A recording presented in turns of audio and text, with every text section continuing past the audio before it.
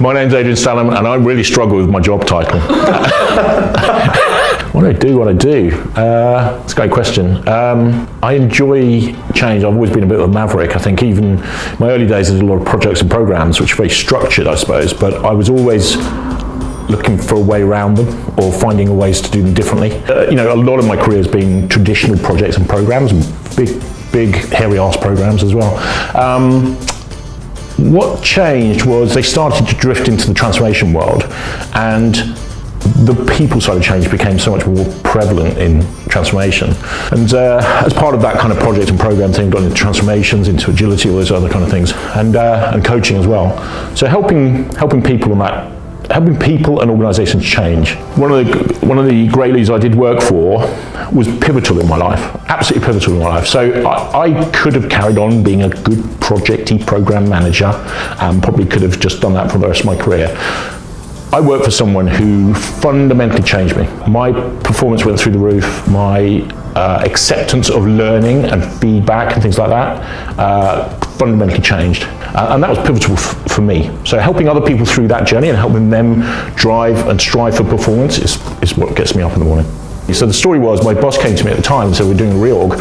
What do you want out of this? Do you want a promotion? Do you want the same job? Do you want a different job? Do you want me to make you redundant? And I said, give me 24 hours. And I thought about it, I went, make me redundant.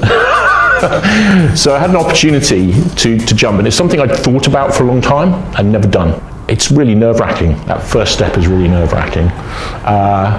But you know what, once you've made landfall on the other side of the chasm, you realise it's actually not so bad at all. So great leadership for me is servant leadership. It's about driving direction, but absolutely about supporting your team to make them the best they can be, to drive their performance through the roof. There's not a lot of it about these days, I'd say.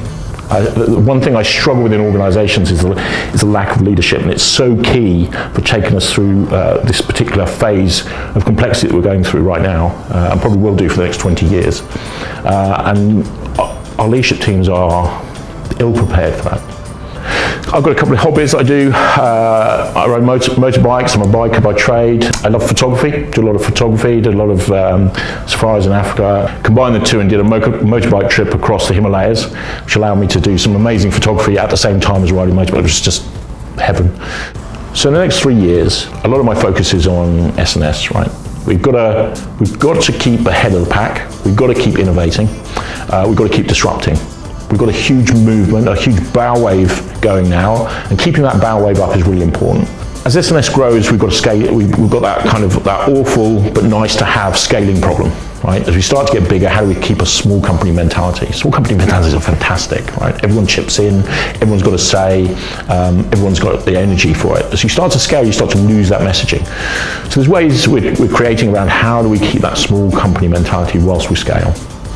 So a lot of my efforts are going to be involved fundamentally in helping S&S grow in the next 3 years.